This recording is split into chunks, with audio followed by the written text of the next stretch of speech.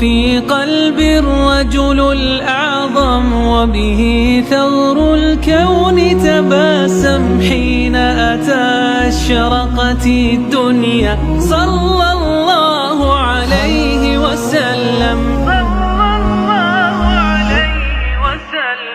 هو يا كل الناس حياة يبني يعطي يعطف يرحم. ذاك محمد خير رسول صلى الله عليه وسلم. صلى الله عليه وسلم. هو في قلب الرجل الأعظم به ثغر الكون تبسم حين أتى أشرقت الدنيا صلى الله عليه وسلم.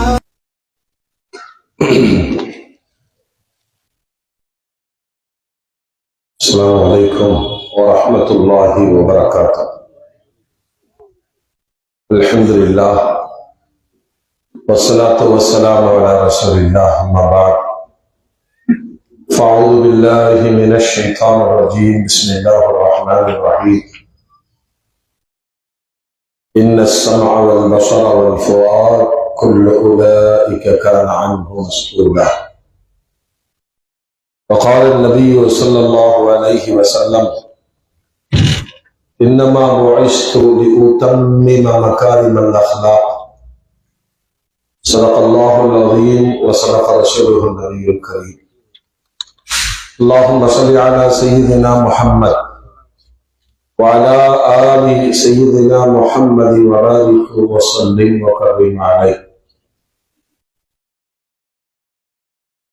அளவில அருளும் நிகரில அன்பும் கொண்ட இல்லாமல்ல அல்லாஹ்வின் திருநாமம் போற்றி ஆரம்பம் செய்கின்றேன். சாந்தியும் சமாதானமும் ஈருலக சர்தார் அகிலத்தின் அருள்கொடை பிரபஞ்சத்தின் பேரொளி நம் உயிரினும் மேலாகிய கண்மணி நாயகம் ஹஜ்ரத் முஹம்மது ரசூலுல்லாஹ் ஸல்லல்லாஹு அலைஹி வஸல்லம் அன்னவர்களின் மீதும் அன்னாரின் அடிச்சுவற்றை பின்பற்றி வாழ்ந்து வழிகாட்டிய உத்தம சத்திய சஹாபாக்கள், தாபிஈன்கள், தபஅத் தாபிஈன்கள், அவுலியாக்கள், நாதாக்கள், ஷுஹதாக்கள், குறிப்பாக பரக்கத்து நிறைந்த இந்த மீலாது மஜ்லிஸில் சங்கமித்திருக்கிற நாம் நம் மக்கள், உலக மூமின்கள் அனைவர் மீதும் அல்லாஹ்வின் பேரருள் என்றென்றும் நீண்ட நிலவட்டுமாக. ஆமீன். அல்ஹம்துலில்லாஹ். கண்ணியத்திற்கும் மரியாதைக்கும் உரிய அல்லாஹ்வின் நல்லடியார்களே, அருமையான மூமின்களே, சகோதரர்களே, தாய்மார்களே, இளைஞர்களே, மாணவ கண்மணிகளே, இந்திய யூனியன் முஸ்லீம் லீக்கின் சார்பாக நடத்தப்படுகிற 57ஆம் ஆண்டு மீலாது பெருவிழாவின் தொடர் சொற்பொழிவின் இன்றைய தலைவர் சங்கைக்குரிய ஹஜ்ரத்துல்லா அவர்களே, முன்னிலை வகிக்கக்கூடிய லீக்கினுடைய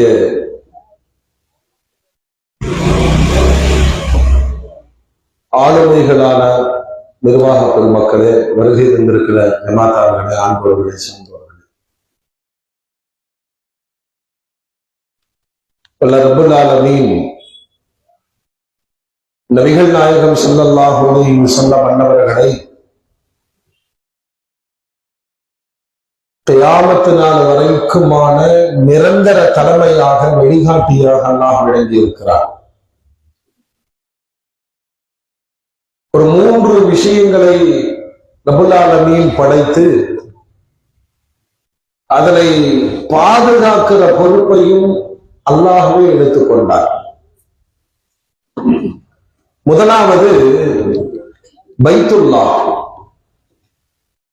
உலகம் எந்த கட்டிடத்தை தன்னுடைய கிபிலாவாக அமைத்துக் கொண்டதோ, தொழும் திசையாக அமைத்திருக்கிறதோ, அந்த பைத்துல்லாவை பாதுகாக்கிற பொறுப்பை அல்லாஹ் எடுத்துக்கொண்டார். எந்த ஆண்டு பெருமானார் பிறந்தார்களோ அந்த ஆண்டிற்கு யானை வருடம் என்று பெயர், ஆமுல் ஃபீல். அபரஹா என்பவன் இந்த மக்காவிற்கு காபாவிற்கு வருகிற கூட்டம் தன் நாட்டிற்கு வர வேண்டும் என்று ஒரு ஆலயத்தை உருவாக்கி மக்களை எல்லாம் அழைத்தார். போட்டி போடுபவர்கள் அல்லாஹோடு போட்டி போட முடியுமா? அவன் உருவாக்கிய ஒரு இல்லம், அவன் வடிவமைத்த காபா, அவன் கொடுத்த அங்கீகாரம். அரபு நாட்டிலிருந்து ஒருவன் போனான் சனாபட்டினத்திற்கு, கேள்விப்பட்டான் இங்கும் ஒரு காபா எழுப்பப்பட்டு இருப்பதாக. உள்ளே நுழைந்து சுற்றி பார்த்தவன் மலம் கழித்து விட்டு வெளியேறிவிட்டார். தான் எழுப்பிய ஆலயம் இவ்வளவு அவமானப்படுத்தப்பட்டதனால் கோபமடைந்த அபரஹா மஹமூத் என்ற யானையோடு அல்லாஹ்வுடைய இல்லமாகிய காபாவை தகர்ப்பதற்காக வந்தான். குர்ஆனுடைய வரலாறு உங்களுக்கு தெரியும். அலம் தர கைஃப ஃபஅல ரப்புக பி அஸ்ஹாபில் ஃபீல். யானை படையினரை அல்லாஹ் என்ன செய்தான் என்று நபியை நீங்கள் பார்க்கவில்லையா? சிறு கற்களால் ஒரு யானை படை தவிடுபடியாக ஆக்கப்பட்டதோடு காபத்துல்லா என்னுடைய பாதுகாப்பில் இருக்கிறது உறுதி செய்தான் அல்லாஹ்.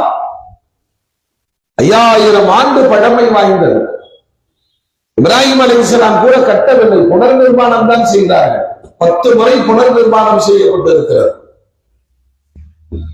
இன்றைய தேதியில் 4 கோடி மக்கள் ஆண்டிற்கு வந்து போகிற ஒரு வசதிகளை ஹரம் நிர்வாகம் செய்திருக்கிறது.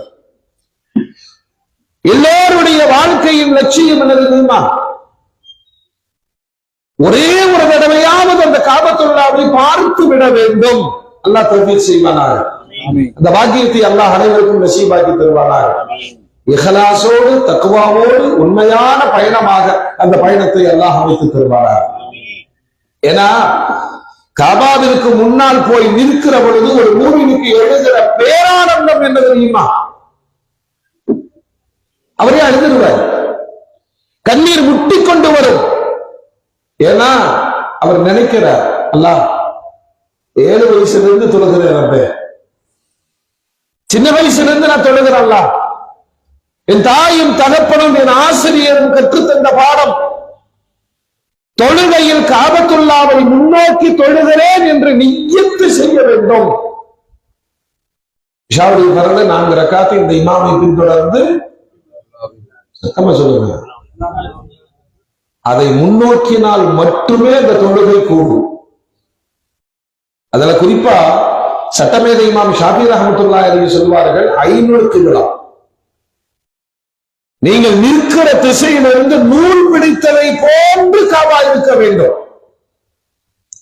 நாம் அபூ ஹனீஃபா ரஹ்மத்துல்லாஹி அலைஹி அவர்களுடைய ஆய்விலே ஜிஹத்துல் கிப்லா, கிப்லாவை அதனுடைய திசையை முன்னோக்கினால் போதுமானது என்று சொல்வார். மூமின்களே, காபத்துல்லாவிற்கு முன்னால் இருக்கிற பொழுது ஒருவருக்கு எழுகிற இந்த ஆத்மார்த்தமான எண்ணம் என்ன நினைப்பாரு? வாழ்க்கை முழுவதும் கிப்லாவை முன்னோக்கி முன்னோக்கி முன்னோக்கி தொழுது கொண்டிருந்த எனக்கு அல்லாஹ் இன்று ஒரு நாள் காபாவிலே நின்று தொழுகிற வாய்ப்பை தந்தாயே, அதற்கு பிறகு அவருக்கு மரணம் ஏற்பட்டால் அவர் கவலைப்பட போவதில்லை. அதனால ஒவ்வொரு மூமினுக்கும் என்னுடைய கிப்லாவை ஒரு நாள் கண்டிட வேண்டும் என்று துஆவும் அவாவும் முயற்சியும் இருக்க வேண்டும். அல்லாஹ் தௌஃபீக் செய்வானாக. சும்மா யாரு திடீர்னு போயிட மாட்டாங்க. எங்க ஊர்ல ஒருத்தர் பப்ஸ் விற்கிறவரை ஹஜ்ஜுக்கு போனார். நம்ம ஏத்துக்க மாட்டோம். ஏன்னா பணக்காரங்க ஹஜ்ஜுக்கு போனா மட்டும்தான் சொல்லுங்க ஏத்துக்குவோம். அப்படி பழகிட்டோம். பப்ஸ் விற்கிறவரு பப்ஸ்ல எவ்வளவு கிடைக்கும்? 5 ரூபாய்க்கு வித்தாருன்னா 2000 ரூபாய் கிடைக்கும். ஆனால் அவர் சொன்ன ஒரு தாற்பயம் யாரையுமே அது அடக்கி போட்டு விடும். ஒவ்வொரு நாளும் பப்ஸ் வித்து வந்து எண்ணி பார்க்கிற பணங்களில் உபரியாக இருப்பதில் ஒரு தொகையை ஹஜ்ஜுக்கு போக வேண்டும் என்று 20 ஆண்டுகளாய் நான் சேர்த்துக் கொண்டிருந்தேன். அல்லாஹ் அக்பர். அவர்னா ஹயாத்தா இருக்காரு. சில மூமின்கள் இப்படி இருக்கிறார்கள். வாழ்க்கையின் லட்சியம் என்னவென்று சொன்னால் காபாவை பார்க்காமல் மரணம் வந்துவிடக் கூடாது, அந்த ஈமானிய பேரின்பத்தை அனுபவிக்க வேண்டும். மூமின்களே, உலகத்தின் பெரும் ஆச்சரியம், ஸ்கூல்ல எல்லாம் படிக்கிறாங்க உலக அதிசயங்கள் சொல்லுங்க 7, ஆனால் ஒற்றை அதிசயம் தான் இருக்கிறது. அதுதான் ஏகத்துவத்தின் அடையாளம், புனிதமான காபத்துல்லாஹ். ஏன்னா இந்த மனிதர்களால் வடிவமைக்கப்பட்டதல்ல. அதற்கு அபூ ஹுரைரா ரலியல்லாஹு அன்ஹு கேட்பார்கள், ஆதியாய் அல்லாஹ் படைத்த படைப்பு எது? பெருமானார் சொல்வார்கள், பூமி படைக்கப்படுவதற்கு 2000 ஆண்டுகளுக்கு முன்பு அல்லாஹ் காபாவை படைத்து விட்டான். பனி ரூபத்தில் இருந்தது. பூமி விரிக்கப்பட்ட போது முதலாய் அதை வைத்தான். கட்டிடங்களில் முதன்மையானது காபத்துல்லாஹ். இன்ன அவ்வல பைத்தி ஊதிஅ லின்னாஸ் லல்லதி பிமக்கா. காபான் மட்டும் அல்லாஹ் முடிக்கல, முபாரக் பரக்கத்து பொருந்தியது. தாயினுடைய கருவறையை போல எத்தனை லட்சம் மக்கள் அந்த தவாப் செய்கிற இடங்களில் இறங்கினாலும் அது ஏற்றுக்கொள்கிறது.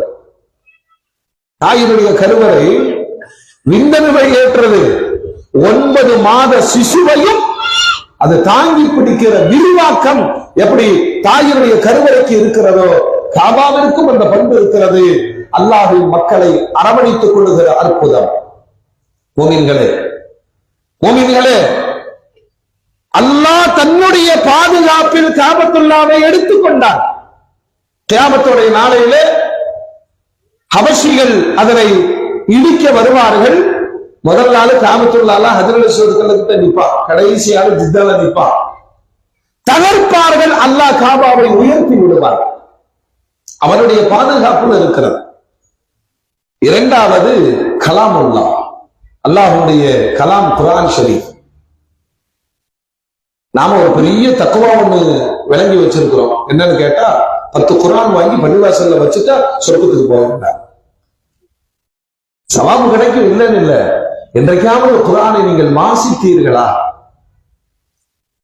குர்ஆன் என்று சொன்னாலே ஓதும் பொருள்.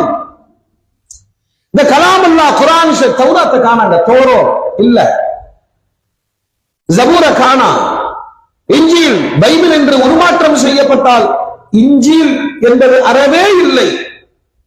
ஆனால் குர்ஆன் ஷரீஃப் 1400 ஆண்டுகளாக மொபைல் முஅஜிஸா நடமாடிக்கொண்டிருக்கிறது. ஒற்றை காரணம், அல்லாஹ் சொன்னான், இன்னா நஹ்னு நஸல்னா ذிக்ர வ இன்னா லஹு லஹாஃபிதூன். குர்ஆனை நான் இறக்கி தந்தேன், நானே பாதுகாக்கிறேன். முகலாய மன்னர்கள் அக்பருடைய காலத்துல போர்த்துகீசியர்கள் குர்ஆனை எல்லாம் எரித்து விட்டார்கள். அக்பருக்கு ரொம்ப கோபம் வந்துருச்சு. அவரே ஒரு விதமான ஆளு, புதிய இஸ்லாத்தை உருவாக்கி ஈமானில் குழப்பத்தை ஏற்படுத்தியவர். ஆனாலும் கோபத்தின் உச்சத்தில் என்ன செய்தார் தெரியுமா? பைபிள கழுதையினுடைய வாளில் கட்டி நான் தீ வைப்பேன் சபதம் எடுத்தார். செய்யவும் முனைந்தார். அக்பருடைய தாயார் சொன்னாராம், எவ்வளவு முட்டாள்தனமாக இருக்கிறாய், குர்ஆனை எரித்து விட்டு போகட்டும், அது அவர்களுடைய பாவச் செயல். ஆனால் குர்ஆனை பாதுகாப்பது உன்னுடைய பொறுப்பு அல்ல, ரப்புடைய பொறுப்பு என்று சொன்னார். அதனுடைய அர்த்தம் என்ன தெரியுமா? உலகம் முழுவதும் இருக்கிற நூல் வடிவிலான குர்ஆனை எரிக்கட்டும், 10 ஹாஃபிதுகளை அமர வைத்து எழுதி முடித்து விடலாம் புதிய குர்ஆனை. குர்ஆனை இறக்கியதை எல்லாம் சொல்லுகிறான், அலா கல்பிக பிஇذنில்லாஹ். என்னங்க, ஒரு 3 வாரத்தை நமக்கு மனப்பாடமா ஆக மாட்டேங்குது. முன்னையெல்லாம் போன் வந்த புதுசுல ஒரு 100 நம்பர் ஞாபகத்துல இருந்துச்சு. அவர் நம்பர் என்ன அப்படின்னா 94438222 சொல்லுவோம். இப்ப என் நம்பரே எனக்கு ஞாபகம் இல்லை. சேவையில போட்டாச்சுல, எங்க உங்க நம்பர் என்னங்க, ஒரு நிமிஷம். அவர் நம்பரே அவர் பாக்குறாரு. ஞாபகம் மறதி. இன்னமும் வயசு 50 ஆகிட்டு 60 ஆகிட்டு அந்த அம்மா சொல்லி விடுது, 1/4 கிலோ பருப்பு, 1/2 லிட்டர் பால், ஒரு பாக்கெட்டு தயிர் வாங்கிட்டு வாங்கன்னு சொன்னா, ஹாஜியர் 1/4 கிலோ பருப்பு, 1/2 லிட்டர் பால், ஒரு பாக்கெட்டு தயிர், அப்படி மனப்பாடமா சொல்லிட்டு வரல, மறந்து போயிடும்.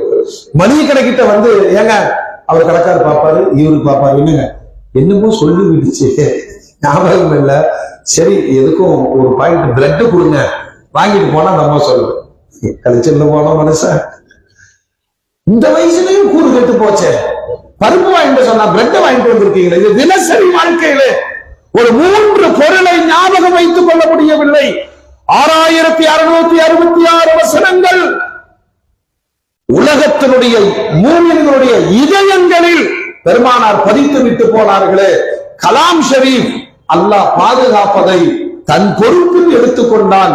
அதே போன்று 3வது ரசூலுல்லாஹ் பெருமானாரை பாதுகாப்பதை அல்லாஹ் தன் பொறுப்பில் எடுத்துக்கொண்டார். 23 ஆண்டுகளும் கொலைக்களம், 23 அல்ல 63 ஆண்டுகளும் வேதம் படித்த யூதர்களும் நஸ்ரானிகளும் இந்த அடையாளங்களை எதிர்பார்த்து கொண்டே இருந்தார்கள். கடைசி நபி பிறப்பார், இன்னென்ன அடையாளங்களோடு இருப்பார்.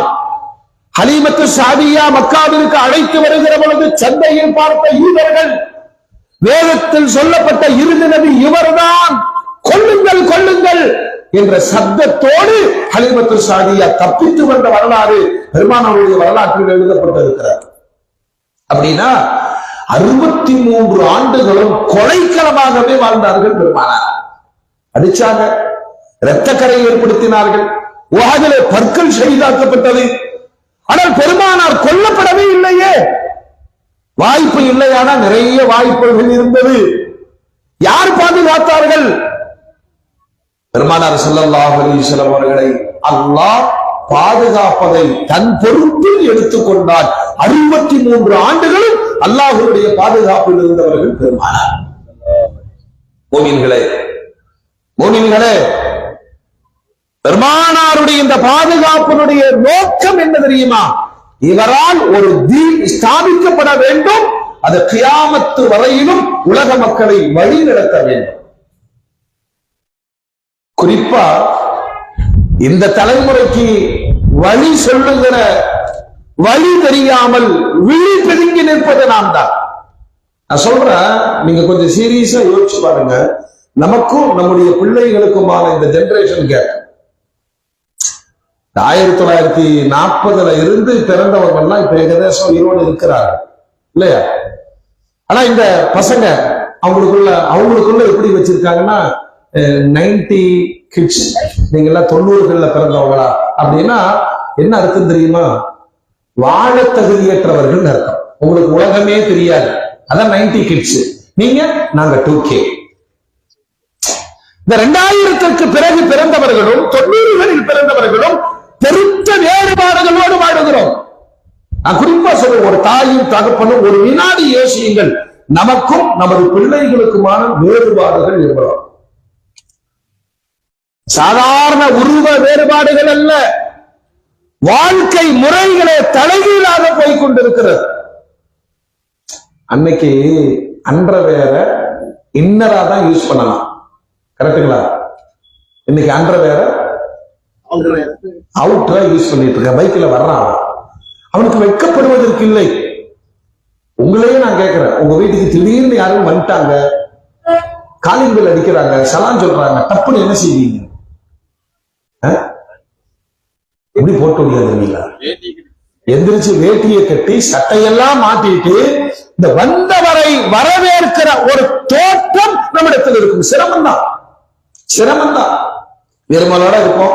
ஆனாலும் ஒரு சட்டையை போட்டு குறைந்தபட்சம் ஒரு துண்டை போர்த்தி கொண்டு வந்தவர்களை பார்த்து அந்த மரியாதை செய்து அழைக்கிற பண்பாடு. அதே நம்ம பையன் அரக்கால் தவசரோட வர்றான், அப்படியே வர்றான். ஒரு கேள்வி பார்க்கிறான், அந்த பார்வையை ஏண்டா வந்தாலும். நீங்கள் பெரும் ஆராய்ச்சிகள் செய்ய வேண்டாம், உங்களுடைய குழந்தைகளை விளங்க முயற்சித்து பாருங்கள். அவன் பசங்கள்ட்ட எல்லாம் எப்படி பேசிக்கிறான்? ஸ்கூலுக்கு போறான், காலேஜுக்கு போறான். உங்க டாடி என்ன செய்யறாரு? My daddy is doctor, very great அப்படின்னா அவனுக்கு பெருமை. இவங்க டாடி உருளைக்கிழங்கு வைக்கிறாரு, அதை சொல்றது அவனுக்கு பெரிய பாதிப்பை ஏற்படுத்துகிறது. டாடி ஸ்கூல் பக்கத்துல வந்துடாதீங்க, ஏண்டா உன்னை பெரிய இன்ஜினியர் நான் சொல்லி வச்சிருக்கிற, நீ வேற இப்படி வேட்டியை மடிச்சு கட்டிட்டு தொப்பியை போட்டு தாடியோட வந்து நின்னா ஒரு தாடி என்னடா காட்டுவாசி மாதிரி இருக்கிறாரே. உங்கள் பிள்ளைகளை விளங்க நீங்கள் முற்பட்டால் அவர்களுடைய ஸ்லாங் பேச்சு புரிகிறது இல்லைங்க. நம்ம மச்சான் யாருங்க கூப்பிடுவோம்? அக்கா வீட்டுக்கார மச்சான், அப்புறம் குப்பிமா பசங்கள் எல்லாம் மச்சான். அந்த முறைகள் தானே. இவனுங்க எல்லாத்தையும் மச்சான மச்சின்னு கூப்பிடுறான். இதெல்லாம் மத்தி மீன் மாதிரி இருக்கு. புரியுது அவங்க ஸ்லாங். மச்சி போலாமா? சரி, பசங்க தான் அப்படி கூப்பிடுறாங்கன்னா பிள்ளைங்களும் கூப்பிடுறாங்க. என்ன மச்சி நல்லா இருக்கிறியா? எனது பிள்ளைகளை நான் விளங்க முற்பட்டாலே பிள்ளைகளை விளங்க முடியாது. அவங்களுடைய ஸ்லாங், அவங்களுடைய ட்ரெஸ்ஸிங், அவங்களுடைய ஹேர் ஸ்டைல். நம்ம எல்லாம் படிக்கும் போது ஊர்ல ஒருத்த சலூன் கடை வச்சிருந்தான். அந்த டிக்கு டிக்கு டிக்கு டிக்குன்னு அடிப்பாங்க. அது இஸ்ராயல் ரூமை கொடுக்குற மாதிரியே இருக்கும். அடிச்சுட்டே வருவான். அதுக்கு பேர் ஒரே கட்டிங் தான், சம்மர் கட்டிங். அவனுக்கு வேற எதுவும் தெரியாது. அடிச்சுட்டு வீட்டுக்கு வந்து அம்மா புடிச்சு பார்ப்போம். சைத்தான் சைத்தான், இவ்வளவு முடி வச்சுக்கிட்டு இருக்க, மறுபடியும் போய் வெட்டிட்டு வாங்க. அதோட கடையை காலி பண்ணிட்டார்ல.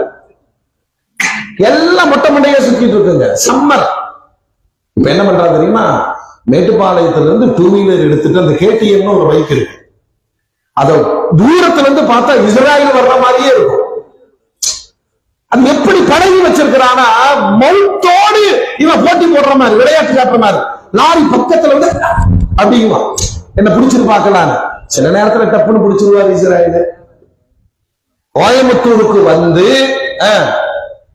அப்பாயின்மெண்ட் வாங்கி 500 ரூபாய் 1000 ரூபாய் கட்டிங்க்கு. என்னடா கட்டிங் பண்ணான்னு பார்த்தா படுத்திருக்கிற முடிய மிச்ச வச்சுட்டு வந்திருக்கான்.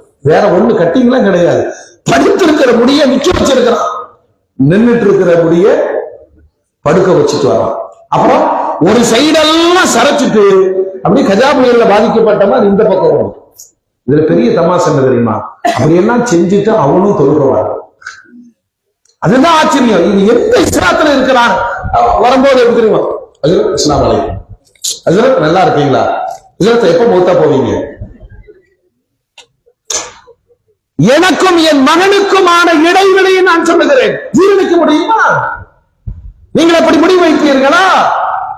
இந்த கேள்விக்கு அத்துணைக்கும் ஒரே பதில், என் உடை நாகரிகத்தை எம்பெருமானார் எனக்கு காட்டினார்கள். என் சிகை நாகரிகத்தை எம்பெருமானார் எனக்கு காட்டினார்கள். என் பிள்ளைக்கு நான் காட்டினேங்கிறதா பிரச்சனை. அவன் கூகுள்ல பாக்குறாங்க, யூடியூப்ல பாக்குறான். ஹேர் ஸ்டைல் அவனுக்கு காமிக்கிற ஹேர் ஸ்டைல் இப்படித்தான் இருக்கு. அப்புறப்பே நிக்குது. அப்புறம் இந்த கலரிங் ஒன்று இருக்குங்க. இந்த வைக்கோல் பார்த்த மாதிரியே இருக்கும். இந்த பக்கம் செம்மட்டை, இந்த பக்கம் ப்ளூ கலரு. அத பயங்கரமா நினைக்கிறான். நம்மள மாதிரி யார் இருக்கிறாங்க? அப்புறம் இந்த 10 விரல்கள்ல 2 விரல்ல பறக்கத்துக்கு நகை வளர்த்திருக்கான். அது புரியவே மாட்டேங்குது. அது என்னன்னு கேட்டா இதற்கு ஒண்ணும் இல்லை அப்படின்னு சின்ன நோண்டி எடுக்கிறான். இது என்னன்னா பிரச்சனை ஒண்ணும் புரிய மாட்டேங்குது. ஷைத்தான் என்று பெருமானார் எச்சரித்தார்கள் இல்லையா? முதல் வாரம் மீசைக்கான தாடி வச்சிருக்கான். 2வது வாரம் தாடியக்கான மீசை வச்சிருக்கான் வினோதமாக. அப்புறம் திடீர்னு பார்த்தா ஒரு காதல மட்டும் கம்மலோடு வருகிறார். அப்புறம் பைக்கில ஒரு பிள்ளையை கூட்டிட்டு வரான். இவன் கபருக்குள்ள உட்கார்ந்து இருக்கா, அந்த பிள்ளை மிம்பர் பிடிக்க உட்கார்ந்து இருக்கு. அது பைக்கில இப்படி. நான் வேற யாரையும் சொல்லவில்லை. நம் வீட்டு பிள்ளை இளைஞர்கள் ஒவ்வொருவரிடத்திலேயும் நம்மிடம் இல்லாத வினோதமான கலாச்சாரங்களுக்கு எப்படி ஆட்பட்டார்கள். அவன் என்ன நினைக்கிறா தெரியுமா? அவங்க அத்தாவை பத்தி, உங்களை பத்தி அவன் என்ன நினைச்சிருக்கான்னு கேட்டு பாருங்களேன். அழகா சொல்லுவான். யூஸ்லெஸ் ஃபெல்லோ, இங்கிலீஷ் மீடியத்துல படிக்க வச்சீங்களே, உபயோகம் இல்லாதவன். அவன் எல்லாத்துக்கும் சொன்னான், அத்தாவுக்கு அவ்வளவு தெரியாதுன்னு. அட பாவி, அவர் தெரிஞ்சிருந்தாருன்னா உன்னை பிறக்காமே ஆக்கியிருப்பாரா? அம்மாட்ட போய் கேட்கிறான், எப்படிமா இருந்தாலும் கூட வாழ்ற, டைவர்ஸ் பண்ணிருமா? ஏன்னா பழமைவாதியாக ஏன் இந்த தகப்பன் பெருமானாரை பார்த்து பார்த்து வாழுகிறார். அந்த தகப்பன் வளரும் தலைமுறைக்கு பெருமானாரை காட்டிக் கொடுக்காததினால் இந்த இளைய தலைமுறையினுடைய வாழ்க்கை பாவத்தின் சுவடுகளாகவே ஆண் பெண் இருபாலர்கள். பழைய காலத்துல நம்ம பொம்பளைங்கெல்லாம் அந்த வெள்ளை புர்கா ஒன்று அதை போட்டுட்டு பள்ளிவாசல் தெருவுல நடக்க மாட்டாங்க. எது எது சந்து சந்தா இருக்கோ அதுக்குள்ள போவாங்க. மீறி வர வேண்டிய ஒரு சூழல் ஏற்பட்டாலும் அதை அப்படி பிடிச்சு வாயில வச்சு கடிச்சு ஆம்பளைக்கு வர்றாங்க நேர தலகீழ மாறி இதெல்லாம் பெப்பரப்பேன் இப்படி வருது. தொழுதுட்டு வர்றவங்க பொம்பளைங்க வர்றாங்க ஒதுங்க வேண்டிய நிலை. எது ஆபாசத்தை தூண்டக்கூடாதோ அத்தகைய ஆடைத்தான் பெருமானார் என் சமூகத்தின் தாய்மார்களுக்கு சொன்னார்கள். ஆணோ பெண்ணோ உடை கலாச்சாரம் என்று வருகிற பொழுது இந்த மூத்த தலைமுறையிடம் இருக்கிறது ஒரே கான்செப்ட் தாங்க. அது காஷ்மீர்ல வாழ்ந்துக்க, அமெரிக்கால வாழ்ந்துக்க, மேட்டுப்பாளையத்துல வாழ்ந்துக்க, இறுக்கமா அணியாதே, மெல்லியாடை அணியாதே. இது நம்மள்கிட்ட இருக்கு. நம்ம பிள்ளைகள்கிட்ட மெல்லி ஆடை தான் அணிகிறாங்க. அது இந்த யூத் ஜெனரேஷன் இருக்கு, யோசிக்கிறதுக்கு அசிங்கமா இருக்கு. இவன் தொப்புல காமிச்சுட்டு சுத்துறான். எங்க ஏதாவது புரியுதா? லாஜிக் இருக்கா? பையன் தொப்புல காமிச்சுட்டு சுத்துறான். அதுக்கடுத்து ஒரு பேண்ட் போட்டு இருக்கிறான். அவன் குமிஞ்சாலே ஏடிஎம் கார்டை சொல்லிடுறான். இதுல இன்னொரு தமாஷ் என்னன்னா, அப்படியே தொழுகவும் வரலாம். கவலை பண்ணுமா இல்லையா? தொழுகவும் வர்றான். அவன் முன்னாடி ஆஜியார் தக்பீர் கட்டிட்டார். கிபிலாவை முன்னோக்கினா கிபிலா வேற மாதிரி தெரியுது. அவரு பயப்படுறாரு, விழுந்துருமோ. ஆமாங்க, ஆபாசத்தினுடைய உச்சமாயில தொப்புலிருந்து முழங்காலுக்கு கீழ் வரை முழுமையாக மறைக்கப்பட வேண்டிய அவுரத் தொழுகையில் காட்டப்படுகிறது ஆணுக்கு ஆண். இது எப்படி ஜீரணிக்கிறோம்? எனக்கு புரியுது, என் பிள்ளைக்கு நான் புரிய வைக்கல. சரி, நீங்க ஆஜியர் அப்படி போட்டு வாங்கல. அந்த ரோஹிப்பு பேண்ட்டுங்க, அவன் நடக்கும் போது எல்லாருக்கும் பயமா இருக்கும். அது உண்மையா கண்டுபிடிச்சது என்னன்னா, நசராணிகளுடைய ஒரு அசிங்கம். இந்த ரோஹிப்பு பேண்ட்டை போட்டு ட்ரெயின்ல ஏறுவான், பஸ்ல ஏறுவான், இப்படி நின்றுட்டே இருப்பான். பஸ் ஸ்பீட் பிரேக்ல ஏறி இறங்கும் போது பேண்ட்டை சங்கியும் கீழே விழுந்துடும். தெரியாத மாதிரி நிற்பான். எல்லாரும் அவனை பார்த்து இப்படி சிரிப்பாங்க. சிரிச்சவன ஐ எம் வெரி சாரி. இது ஒரு அசிங்கத்திற்காக கண்டுபிடிக்கப்பட்ட மோசமான கலாச்சாரம். என் பிள்ளைகளை அது எப்படி பாதித்திருக்கிறது தெரியுமா? எதை விட்டார்கள் பெருமானார்? நவீன சமூகத்தை கையில் எடுக்க வேண்டிய வாய்ப்புகளில் அல்லாஹ்வுடைய ரசூலுடைய வரலாற்றை நாம் வாசித்து பார்க்கும் போது அது மாதிரி யாரும் சாதிக்க முடியாது என்பதுதான் உண்மை. 9 மனைவிமார்கள் வாழ முடியுமா? 1.25 லட்சம் சஹாபாக்கள், எல்லாரும் தோழர்கள், 24 மணி நேர போதனைகள், மதரசா, 65 போர்க்களங்கள். இதற்கு இடையில் சிறார்களை தேடி தேடி பிடித்து அடுத்த தலைமுறைக்கான ஆயத்த பணிகளை பெருமானார் செய்தார்கள். ஒரு ஜெனரேஷன் இருக்குதுங்க. பெருமானார் இருக்கிறார்கள், சித்தீக் நாயகம் இருக்கிறார்கள், உமர் நாயகம் இருக்கிறார்கள். இது ஒரு பெரிய டீம். தீனுக்காக அவர்களை உருவாக்கி விட்டார்கள். இன்னொரு பக்கம் இந்த சிறார்கள் அடுத்த தலைமுறையின் மீது பெருமானார் கொண்ட கவலையினால் அவர்களை எப்படி வார்த்தெடுத்தார்கள் அப்படின்னா, நீங்க இந்த செய்தியை புரிஞ்சுக்கணும். பெருமானாருடைய வருகைக்கு பிறகு அரபு சமூகத்திலே 2 திருநாமங்கள் அதிகபட்சமாக வைக்கப்பட்டது. ஒன்று முஹம்மத், இன்னொன்று அப்துல்லா, அப்துல் ரஹ்மான். பெருமானார் சொல்லிக் கொடுத்தாங்க. அல்லாஹ்வுக்கு பிடித்தமான திருநாமங்கள் அப்துல்லா, அப்துல் ரஹ்மான். இப்ப எல்லாம் அப்துல்லான்னு வச்சான்னு வச்சுங்களேன், அந்த அஜர்த்தவன் தூக்கிடுறாங்க. பேரே வைக்க தெரியல இருக்கு. இது பிறக்கிறதுக்கெல்லாம் இப்படித்தான் பேர் வைக்கணும். YouTube, Facebook, Twitter, Muhammad Twitter, வேற வழி இல்ல. நீங்க சிரிக்கிறீங்க. உங்க வீட்டுல போய் பேர குழந்தைக்கு பேரை கேட்டா நமக்கே வாயில வராது. அதனால அஜித்குமார்கள்னா பழமைவாதிகள். சும்மா முகமது, அஹமது, அப்துல்லா, அப்துல் ரஹ்மான் சொல்லுவாங்க. நாங்க கூகுள்கிட்ட கேட்கிறோம். அதுதான் இங்க கடவுள். அது புதிய புதிய பெயர்களை சொல்லுகிறது. அது நமக்கு வாயிலே. அவர்களின் ஒரு நோக்கம் இருக்கிறது. ஈமானை வெளிப்படுத்தும் திருநாமங்களிலிருந்து அடுத்த தலைமுறையை அப்புறப்படுத்தி விட்டார்கள். எங்கே இல்ல, அரபு நாடுகளில் வைக்கப்படுகிற எந்த பெயர்களையும் உங்களால் கிரகிக்க முடியாது. ஏன்னா பெயர் சொல்லும் போதே இவர் மூமினா காபிரான்னு தெரிஞ்சு போய் சுருக்கமா புரிஞ்சுக்கிற மாதிரி சொல்லணும்னா உன் பேர் என்னடா அப்படின்னா ரஹீம் விக்லாச்சாரியன்னு சொல்ற மாதிரி. இவன் யாரு, எந்த ஊரு? பெருமானாருடைய இந்த தாக்கம் பிறக்கிற குழந்தைகளுக்கெல்லாம் தஹ்னீக் செய்வார்கள். ரசூலுல்லாஹ்ட்ட பேர் வைக்க வந்தா அல்லாஹ்வுடைய ரசூல் என்ன செய்வாங்க தெரியுமா? ஒரு பெருச்சம்பழத்தை எடுத்து வாயில போட்டு மென்று அதை குழந்தையின் வாயில் உமிழ்ந்து அந்த குழந்தைக்கு அப்துல்லா அப்துல் ரஹ்மான் என்ற பெயர் சூட்டுவார். எவ்வளவு பெரிய பாக்கியம்! இன்னைக்கு யாருக்காவது அந்த தகுதி இருக்கிறதா? சரி, அஜர்த்து பேர் வைங்க, கூப்பிடுறதே இல்லை, அது வேற பிரச்சனை. அவங்களே வச்சுக்கிறாங்க, வச்சுட்டு போங்க, நல்லதா வைங்க. வரலாறுகளில் பார்க்கிற பொழுது நிறைய அப்துல்லாக்கள் வரலாற்று அடையாளங்களாய் நின்று போனார்கள். அதனால அதை சொல்ல தெரியாம இப்படி சொல்லிட்டாங்க. இப்னு உமர், அப்துல்லா இப்னு உமரின் மகன் அப்துல்லா, அப்பாஸின் மகன் அப்துல்லா, மஸ்ஊதின் மகன் அப்துல்லா. இப்படித்தான் தந்தையின் பெயர் கொண்டு தனையர்கள் அறியப்படுகிற அளவுக்கு நிறைய அப்துல்லாக்கள். அதுல இந்த சிறார்களை தன் பக்கம் ஈர்த்து அடுத்த தலைமுறைக்கான வழிகாட்டுதலை பெருமானார் ஸல்லல்லாஹு அலைஹி வஸல்லம் எங்கிருந்து தொடங்குகிறார்கள் தெரியுமா? ஆடு மேய்க்கிற சிறுவர் அப்துல்லாஹ் இப்னு மஸ்ஊத் அவர்கிட்ட போய் சொல்றாங்க, அல்லாஹ்வை ஏற்றுக்கொள். அவர் திருப்பி கேட்கிறார், அல்லாஹ் என்றால் யார்? பேச்சுவார்த்தைகள் நடக்கிறது. இடையே சோதிப்பதற்கு பெருமானார் கேட்டார்கள், ஆட்டிலிருந்து கொஞ்சம் பானை கொடுத்தால் பசியாறிக் கொள்வோமே. முதலாளிக்கு நம்பிக்கை துரோகம் செய்ய மாட்டார். அவர் அமானிதமா மேய்ச்சிட்டு வர சொல்லி இருக்கிறாரு. அவருக்கு எப்படி தெரியும்? நீ பாலை கறந்து கொடுத்தால் அவருக்கு எப்படி தெரியும்? அப்பதான் இந்த அப்துல்லா பேசுகிறார், நீங்கள் சொன்ன அல்லாஹ் பார்த்து கொண்டிருக்கிறாரா இல்லையா?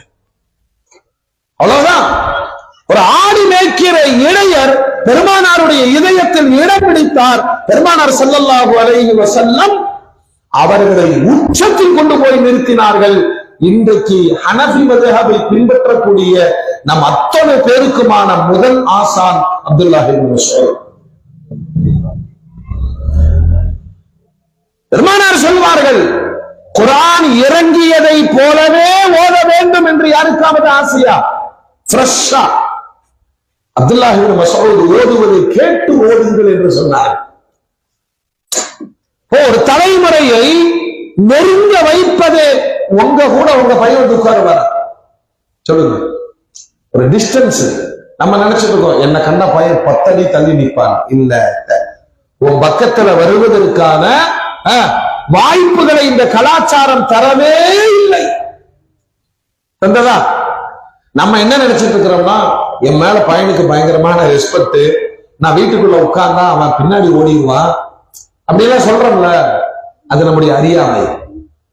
என் மகன் என்னை நெருங்க வேண்டும், அவனோடு என்னுடைய வாழ்க்கையின் தொடரை அவனுக்கு பதிக்க வேண்டுமானால் பெருமானார் ஸல்லல்லாஹு அலைஹி வஸல்லம் எப்படி நெருங்கினார்கள்?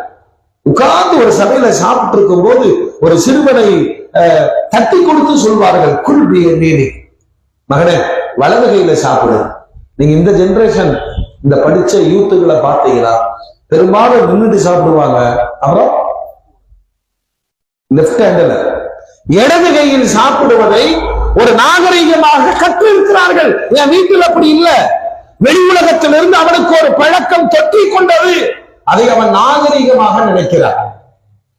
நாம எப்படிப்பட்ட சூழ்நிலையிலும் அமர்ந்து தண்ணீர் குடிப்போம் இல்ல, சிறுநீர் கழிப்பதற்கு இடம் தேடி அலைவோம். எங்காவது பள்ளிவாசல் மதரசா இப்படி இருந்தா பிஷா போயிட்டு அந்த சுன்னத்தான முறையில சுத்திகரித்து விட்டு வெளியேற வேண்டும். இந்த ஜெனரேஷன் கேப்ல இந்த தலைமுறை அதற்கு கற்றுத்தரப்பட்ட பாடம் எங்கேயாவது ஒரு இடத்துல நின்றுடும். எதை பெருமானார் தன் தலைமுறைக்கு சொல்லிக் கொடுக்கவில்லை? இந்த மீலாதின் வழியாக நாம் ஒரு சபதம் ஏற்க வேண்டும். நமது பிள்ளைகளுக்கு ரசூலை கொண்டு போய் சேர்க்கிற வேலையை சும்மா பேசி நான் சொன்னேன்னு வீட்டுல பேசாதீங்க, உங்க மரியாதை குறையும். ரொம்ப இதாச்சுன்னு சொன்னா வீட்டுக்குள்ள ஒரு போர் நடக்கும். இவர் அவன்கிட்ட சொல்ல மாட்டார். ஏய், அங்க ஒரு உள்ள ஏய் இருக்கும். யாருங்க வீட்டுக்காரம்மா. அவன்கிட்ட சொல்லிட்டு 10 மணிக்குள்ள வீட்டுக்குள்ள வர சொல்லு. அங்க இருந்த அவன் ஒரு மாடு வளர்த்துறான். ஏன்டா ஏன் உடனே இந்த அம்மா, இந்த 2 பேர்த்துக்குள்ள நான் படுற பாடு. 2 பேரும் பேசிக்க மாட்டாங்க. அப்படியெல்லாம் வர முடியாது. எனக்கு நைட் டியூட்டி இருக்கு, என் ஃப்ரெண்ட்ஸ் எல்லாம் எதிர்பார்த்துட்டு இருக்கிறாங்க. ஏன் அவனோடு நீங்கள் ஒரு தந்தையாக நெருங்குவதற்கு தடை எது? நிறைய வீடுகள் என்ன இருக்குங்க, தோளுக்கு வளர்ந்தான் அப்படின்னு ஏன் பார்க்கறது இல்ல? அல்லாஹ்வுடைய ரசூல் இளைய தலைமுறையினரோடு மிகுந்த நெருக்கம் கொண்டிருந்தார்கள். உங்களுக்கு ஒரு சஹாபி பெருமானார் ஸல்லல்லாஹு அலைஹி வஸல்லம் ஃபத்ஹ் மக்காவுக்கு வருகிற பொழுது வழியிலே ஒரு கிராமம்.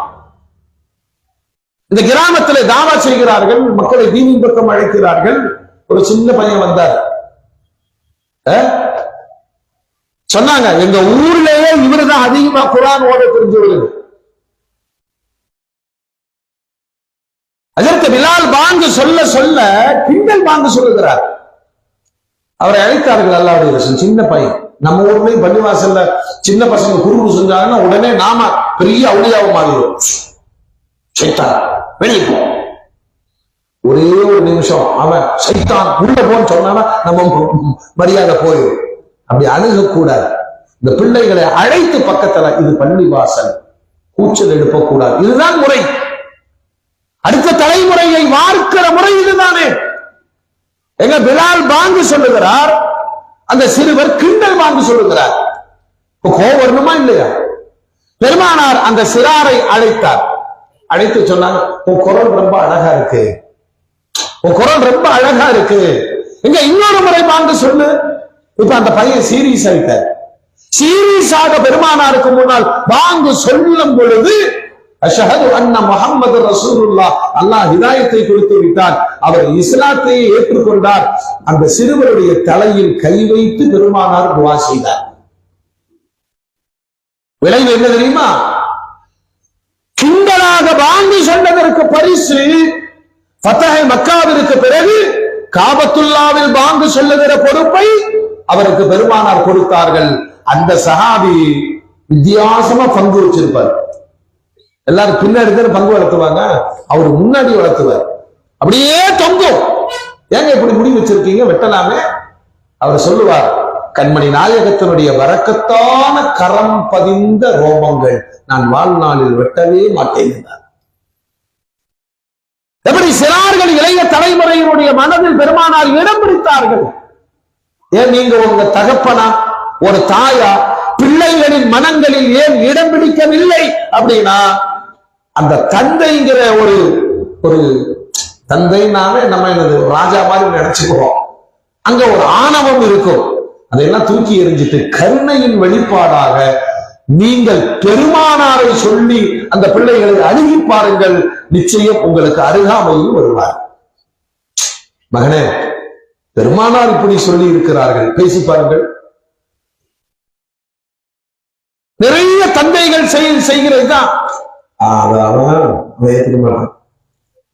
அப்படித்தான் அந்த மாதிரி போய் கேட்டிருப்பாரு. அவனுக்கு என்ன பேண்ட் வேணும்னு கேளு. அவன்கிட்ட கேட்க வேண்டியதானே? அவன் ஃப்ரெண்டுகளை எல்லாம் கூப்பிட்டு சொல்லுவான். அவன் ஃப்ரெண்ட சொல்லப்பா, அவன் உன்ன மாதிரி இல்ல, சொன்னா கேட்க மாட்டேங்கிறான். அவன் இவனுக்கு போன் பண்ணுவான், என்ன உங்க அப்பா லூசு மாதிரியே இருக்கிறான், ஏண்டா என்னடா செஞ்சாரு, உங்ககிட்ட சொல்றத எங்கிட்ட சொல்லிட்டு இருக்கிறாரு, எங்கிட்ட சொல்றத உங்ககிட்ட சொல்லி இருக்கலாமே. இந்த ஜெனரேஷன் தலைமுறை நல்லவர்கள் நம்முடைய அணுகுமுறையால் நாம என்னமோ நினைச்சுட்டோங்க. நாம் பெத்த பிள்ளைதானே. என்னிடம் என் தந்தையும் தாயும் கொடுத்த மார்க்கத்தை நீங்க சொத்து படிக்க வச்சீங்க, அபராதம் அனுப்புனீங்க, வெளிநாட்டுக்கு போன தீனை கொடுத்தீங்களா? நல்லா கேட்போம். கொடுத்தீங்களா? பெருமானார் இளைய தலைமுறையினுடைய அணுகுமுறையில் அருமையாய் அவர்களை வார்த்தெடுத்தார்கள். ஒருத்தர் அப்துல்லாஹ் இப்னு மஸ்ஊத், இன்னொருத்தர் அப்துல்லாஹ் இப்னு அப்பாஸ். வரலாற்றில் குர்ஆனுடைய விளக்கங்கள் இப்னு அப்பாஸை கடந்து உலகத்தில் யாரும் சொல்ல முடியாது. அல்லாஹ்வுடைய ரசூல் வஃபாத்தாகும் போது அந்த சிறுவருக்கு 13 வயசு தான். இந்த சிறுவருக்கு இவர்கள் எங்கே வளர்ந்தார்கள் தெரியுமா? பெருமானாருடைய அருகாமையில் வளர்ந்தார்கள்.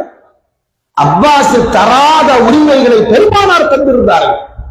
அதனால் அந்த சிறாருக்கு நபி மீது கொண்ட காதலால் வாழன்றியா பெருமானார் எழுந்து வருகிறார்கள் என்றால் செருப்பை எடுத்துக் கொடுப்பதும், ஒளி செய்வதற்கு தண்ணீர் தருவதும், மிஸ்வாக்கை கொண்டு வந்து தருவதும், இப்படியான பணிகளை அவர் செய்த பொழுது சின்ன பையன், பெருமானார் தான் பெயர் வைத்தார்கள், சிறுவர். ஆனால் அவருடைய அந்த மெச்சூரிட்டி, பணிவிடை பார்த்து பரவசப்பட்ட பெருமானார் அவருக்கு ஒரு துவா செய்தார்கள். அல்லாஹும்ம ஆத்திஹில் ஹிக்மா, யா அல்லாஹ் குர்ஆனுடைய ஞானத்தில் கொடு துவா செஞ்சார். நான் கேட்கிறேன், இந்த கூட்டத்தில் இருக்கிற உங்களுடைய ஒரு குழந்தை பள்ளிவாசல இனிமையா வாங்கி சொன்னா அது பெருமையா அல்லது ஈடுமா? இந்த சமூகம் என்ன நினைக்கிறது தெரியுமா? என்னங்க படிச்சு எப்படியோ வர வேண்டியது மோதி நேரம் ஆக்கிடுவீங்களா? இப்படிதான் நினைக்கிறாங்க. இப்னு அப்பாஸுக்கு பெருமானாருடைய துஆ கிடைத்த போது, இன்னும் சில நல்லவங்களா இப்படி இருக்கிறாங்க. கொஞ்சம் இளைஞர்கள்லாம் எங்கள்கிட்ட நெருங்கி வரும் பொழுது நான் கவனிச்சிருக்கிறேன். திடீர்னு காண போயிடுவான். தம்பி என்ன உங்களை பாக்குறதே இல்லையே? இல்ல கொஞ்சம் ஹசரத்து கொஞ்சம் பிஸி. அவன் அந்த பார்வையை காமிச்சு கொடுத்துரும். மெதுவா அவன்கிட்ட நோண்டனா எங்க அண்ணா சொன்னாரு, அஜத்மா அல்லான்னு சொல்லி உள்ள ரூட்டை மாத்திடுவாடுங்க. புரியுதா? அந்த சமூகத்தினுடைய கெட்ட எண்ணம். உங்கள் பிள்ளைகளை நரகத்திற்கு நீங்கள் அனுப்புவதற்கு தயாரா? அல்லாஹ்விடம் ஒப்படைக்க தயாரா? பழைய காலத்துல உலமாக்களோடு நெருங்கி பழகவிட்டார்கள், மார்க்கம் படிக்கட்டும் என்று. அத்தனை சஹாபாக்களும் தன்னுடைய பிள்ளைகளை பெருமானாரிடம் கொண்டு வந்து ஒப்படைத்தார்கள். ஒரு தலைமுறையை உருவாக்கி ரசித்து பார்த்தார்கள் பெருமானார். பாருங்க, அந்த துஆ கிடைச்சது யாருக்கு? இப்னு அப்பாஸ், அப்துல்லாஹ் இப்னு அப்பாஸ். குர்ஆனுக்கு விளக்கம் சொல்ல ஆரம்பித்தார். குர்ஆனுக்கு யாருக்கும் புலப்படாத ஞானம் இப்னு அப்பாஸுக்கு இருந்தது. அதனாலதான் பெருமானாருடைய காலத்திற்கு பிறகு சித்திக் நாயகம் மேடை அமைத்து மிம்பர் படியில இந்த 13 வயசு பையனை உட்கார வச்சு பயான் சொல்ல சொன்னார். சமூகம் ஏத்துக்குமா?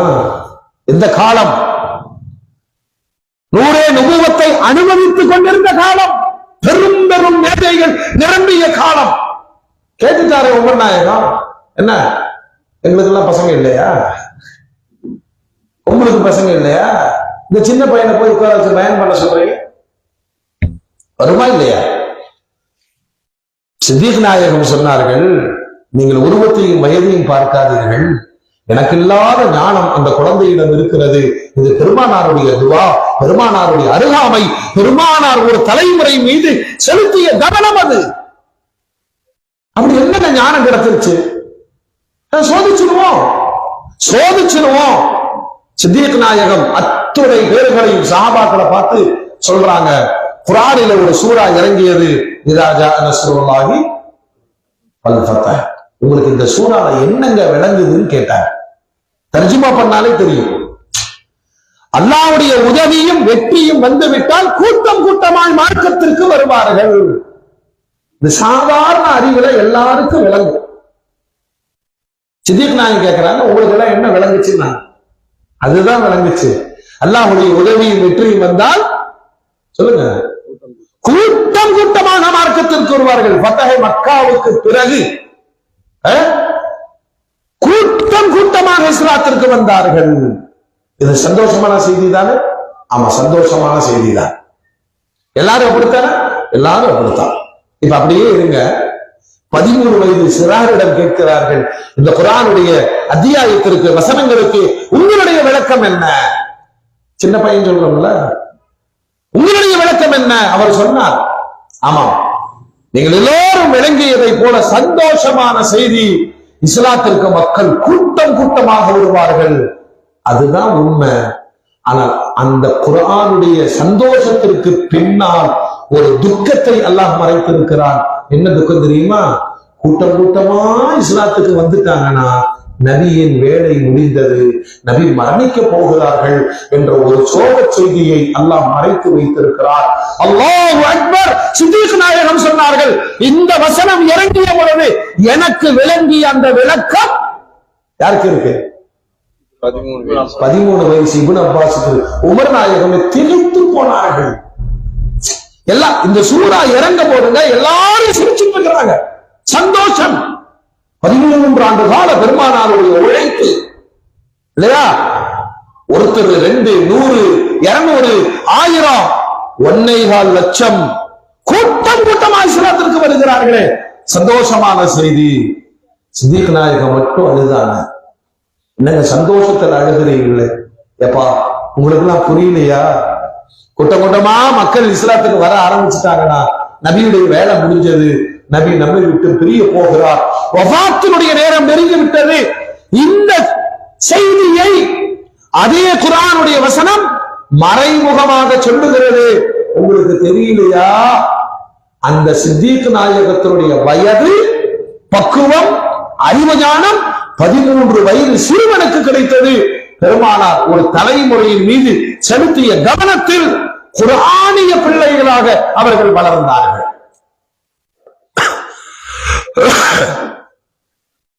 அப்துல்லாஹ் இப்னு உமர் நாயகத்தினுடைய மகனார். இந்த தீட்சண்யம், அறிவு தீட்சண்யம், எவ்வளவு ஆழமான கேள்விகளுக்கும் பதில் சொல்லுகிற பக்குவம் அந்த சிறுவரிடம் இருந்தது. பெருமானார் உருவாக்கிய அருமையான குழந்தை 10 வயசுதான். அதற்கு அனஸ் ரலியல்லாஹு. பெருமானாருடைய காலம் முழுக்க பயணித்தவர் ஸைத் இப்னு ஹாரிஸா.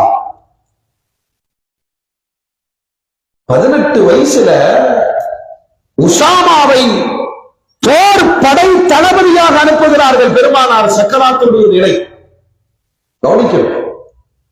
எப்படிங்க அந்த பக்குவம் வந்துச்சு? 18 வயசு பையன் போர் படை தளபதியாக. யாருக்கு? சித்தீக் நாயகம், உமர் நாயகம், உஸ்மான் நாயகம், பெரும் பெரும் நாயகங்கள் இருக்கிறார்கள். 18 வயசு பையன் உசாமத்து ஸைத். கொஞ்சம் ஆட்சேபனை வந்தது. இந்த சின்ன பையனை போய் ராணுவ தளபதியாக போட்டால் பெரும்பெரும் மக்கள் எல்லாம் அல்லாஹ்வுடைய ரசூல் வார்த்தை சொன்னார். அன்று நான் இவரின் தந்தை ஸைதை அனுப்பும் பொழுதும் இப்படித்தான் விமர்சனம் செய்தார்கள். நான் அனுப்புகிறேன், நீங்கள் கட்டுப்படுங்கள் என்று சொன்னார்கள். இந்த உசாமா யார் தெரியுமா? பெருமானாருடைய மடியின் மீது அமர்ந்தவர்கள். ஒரு பக்கம் ஹுசைன், ஹசன், இன்னொரு பக்கம் உசாமா. இவர் சிவப்பாக ரோஜா நிறத்தில் இருப்பார், இவர் கருத்த குழந்தை. பெருமானார் சொல்வார்கள், யா அல்லாஹ், இருவரையும் நான் நேசிக்கிறேன், இருவரையும் நீயும் நேசிப்பாயாக. ஸைது அத்தா, உசாமா மகன், அலி அத்தா, ஹசன் ஹுசைன் மகன்கள். தன்னுடைய சொந்த பேர குழந்தை, தன்னுடைய வளர்ப்பு பேர குழந்தை சமமாக பாதித்தார்கள். விளைவு என்ன? பெருமானாருக்காக உயிர் கொடுப்பதற்கு போர்க்களத்திற்கு புறப்பட்டு போனார். மெச்சூரிட்டி ஆகாத 18 வயது இளைஞ. நம்ம அப்படித்தான் சொல்லுவோம். ராணுவத்திற்கு தளபதியாக செல்வது என்று சொன்னால் பெருமானார் எந்த அளவு வீரத்தில் வார்த்தை எடுத்திருப்பார்கள். இன்னைக்கும் அந்த உசாமாங்கிற பேருக்கு ஒரு பயம் இருக்குத்தான் செய்யும். வேறனா சொல்லுங்க. ஒரு அஜருக்கு தெரியாம வச்சுட்டாரு நம்ம நண்பர். உசாமான்னு வச்சுட்டு எனக்கு போன் பண்ணாரு. எப்பா அவன் வெளியில அனுப்புறதுக்கே பயமா இருக்கு. ஏன் ஸ்கூல்ல போய் உசாமான்னு சொன்னா எந்திரிச்சுட்டாங்களா? பேர் வச்சிருக்கிற உசாமா பேர் நல்லது. அந்த பேர் உசாமானாலே சிங்கம்னு இருக்கும். உசாமானா சிங்கம். அந்த பேருக்கு ஒரு பலம் இருக்கிறது. என்ன பலம் தெரியுமா? பலத்தை வரவழைக்கும். இந்திய நாடாளுமன்றத்துல அத்வானி பேசுறார். எந்த உமருடைய ஆட்சியிலே கற்பழிப்பு நடக்கவில்லையோ, எந்த உமருடைய ஆட்சியிலே கூட்டுப்பாலியல் நடக்கவில்லையோ, கொள்ளைகள் நடக்கவில்லையோ, பெண்களுக்கு முழுமையான பாதுகாப்பு இருந்ததோ அந்த இஸ்லாமிக் லா சட்டம் இந்திய தேசத்தில் அமல்படுத்தப்படணும். அவங்களுக்கு ரசூலுல்லாஹ்வை தெரிகிறதை விட அரசியல் வட்டாரத்தில் உமர் என்ற பெயருக்கு அவ்வளவு அழுத்தம் ஐரோப்பாவில் இருந்து உலகம் முழுவதும் வியாபித்திருந்தது. உமர் அப்படின்னு சொன்னால ஒரு பயம். இன்னைக்கு அந்த பேர் இருக்கு. இந்த உசாமா பெருமானார் உருவாக்கிய தலைமுறை. அவங்கள்ட்ட உடை நாகரிகம், சிகை நாகரிகம் எல்லாம் ஆன்மீக தோற்றத்தை. இதனால மூமின்களே, நாம ரொம்ப கவலைப்படணும். நீங்க ஊரை திருத்த வேண்டாம், உங்கள் பிள்ளைகளோடு கொஞ்சம் நெருக்கத்தை காண்பியுங்கள். பேச்சுக்கு பெருமானாரை பயன்படுத்துங்கள். அந்த காலத்துல நான்லாம் மேட்டுப்பாளையத்துல கஷ்டப்பட்டு வந்தேன்டா. சிரிக்கிறேன் திருப்பி. உனக்கு நசீப் இல்ல, அதுக்கு என்ன பண்றதுங்க. ஒரு அத்தா நல்லா டெவலப் ஆயிட்டாரு. மகனுக்கு சொகுசான வாழ்க்கையை கொடுத்துட்டாரு. சின்ன வயசுல பைக்கு, காரு. அவனுக்கு கஷ்டப்படாதனால அந்த பைக்கோட அருமை தெரியுது. அவன் வீரத்தை எங்க காமிக்கிறான்னா நேஷனல் ஹைவேல காமிக்கிறான். ஏன்னா நேஷனல் ஹைவேல காமிக்கிற இடமா. ஆனா அவங்க நான் பைக்ல போகும்போது இந்த பசங்க கட்டடிப்பாங்க இல்லையா, தப்புன்னு சொல்லுவான். ஒப்பங்காசுல பைக் ஓட்டுறையான்னு கேட்பான். அறிவுள்ள பிள்ளையா இருந்தா, ஏன்னா அவன் காசுல வாங்கி இருந்தானா 40க்கு மேல வண்டி ஓடாது. எப்பயுமே ஓசி வண்டி ஓட்டுறக்கும் சொந்த வண்டி ஓட்டுறக்கும் எல்லாருக்கும் வித்தியாசம் இருக்கு, தெரியுமா இல்லையா? பேசுங்களேன், பெருமானாரை கொண்டு வந்து நிறுத்தி பேசுங்களேன். நீங்க நினைச்சுக்கிறீங்க கஷ்டப்பட்டு, அது இந்த ஜெனரேஷன் கண்டுக்கவே மாட்டேங்க. நானும் மேட்டுப்பாளையத்துல அப்படி கஷ்டப்பட்ட உருளைக்கிழங்கு மண்டியில மூட்டை சுமந்த சைக்கிள்ல தான் போயிட்டு இருந்தேன்னு பரிதாபமா பார்க்கறான். பிச்சைக்கார மகனி இவங்கத்தான் சொல்றாரு, நான் இப்படி எல்லாம் கஷ்டப்பட்டேன்டா, உனக்கு ஏதாவது தெரியுதா? அவன் கூட பதில் சொல்றான், உங்க அப்பா ஏழை, எங்க அப்பா பணக்காரன். இந்த ஆள் எங்கிட்ட சொல்லிட்டு சொல்றாரு, அவன் செருப்புல அடிச்சானா இல்ல பாராட்டினானா எனக்கு புரியவே இல்லைங்க. இருக்குது நான் சொல்றேன், இந்த ஜெனரேஷன் ஒரு தலைமுறையோடு நீங்கள் பேசப்படல. நீ பணக்காரன் சொல்லி ஊரெல்லாம் விளம்பரம் பண்ணிட்டே இருந்த உன் பிள்ளையோடு நெருக்கத்தை நீங்கள் விட்டதின் விளைவு ஒன்ன சொல்லாத, ஏத்துக்க மாட்டான். நைஸா சொல்லுவாத்தா, ரொம்ப பேசாதா, நீ பார்ல இருந்ததை நான் சொல்லி போடுவேன். சொல்லுங்க, இது பெருமையா சொல்றாங்க. நானும் வீட்லயும் லவ் மேரேஜ், அவன் குழந்தை எப்படி இருக்குன்னு சொல்லுங்க. எப்படி இருக்கும்? அவன் ஆரம்பத்துல இருந்தே லவ் பண்ணிட்டே இருப்பான். தெருவில் இருக்கிற எல்லாத்தையும் லவ் பண்ணுவான். எனக்கு எங்க அப்பா லவ் மேரேஜ். விலையை போட்டு விட்டீர்களா இல்லையா? நீங்கள் பேசுங்கள், பிள்ளையோடு பேசுங்கள், தலைமுறையோடு பேசுங்கள். இந்த தலைமுறைக்கு நாம தான் இடைவெளியை கொடுத்தோம். அந்த பேச்சிற்கு துணையாக பெருமானாரை கொண்டு வந்து நிறுத்துங்கள். மகனே, இந்த டிரெஸ் அல்லாஹ்வுடைய ரசூல் விரும்பல, நீங்க பெருமானாரை வச்சு சொல்லிப்பாரு. சில செய்வோமா? கொஞ்சம் சத்தமா சொல்லுங்க. நீங்க நான் அப்படி செஞ்சிருக்க மாட்டோம். இயல்பு என்ன, அவன் சொன்ன கேட்க மாட்டேங்கிறான். இப்ப இருக்கிற தகப்ப யாராவது பிள்ளைகளுக்கு ட்ரெஸ் எடுத்து கொடுப்பீங்களா? சொல்லுங்க, ட்ரெஸ் எடுத்து கொடுப்பீங்களா? கொடுப்பீங்களா? போட மாட்டாங்க. அவன் காசு தான் கேட்பான். என் ட்ரெஸ் நான் எடுத்துக்கிறேன். அழகா சொல்றான். வீட்டு கூட்டிட்டு வந்துடுறான் பிள்ளைய. மம்மி, அம்மா எல்லாம் மறந்து போச்சு. Mummy, this is my classmate. அந்த அம்மா கிளாஸ்மேட் கூட்டிட்டு வந்திருக்கிறாங்க. அடுத்த மாசம் திஸ் இஸ் மை லவர். அவங்க அத்தாக்கு பொண்ணுங்க புரியல, அம்மா பொண்ணு புரியல. அடுத்து அவன் என்ன சொல்றான்? My life, my choice. என் வாழ்க்கை துணை நானே தேடிக்கிறேன். இப்படித்தான் முடிஞ்சா பள்ளியில் கொண்டு போய் நிக்கா பண்ணி வைங்க, இல்லைன்னா ரெஜிஸ்டர் மேரேஜ் பண்ணிக்கிறோம்.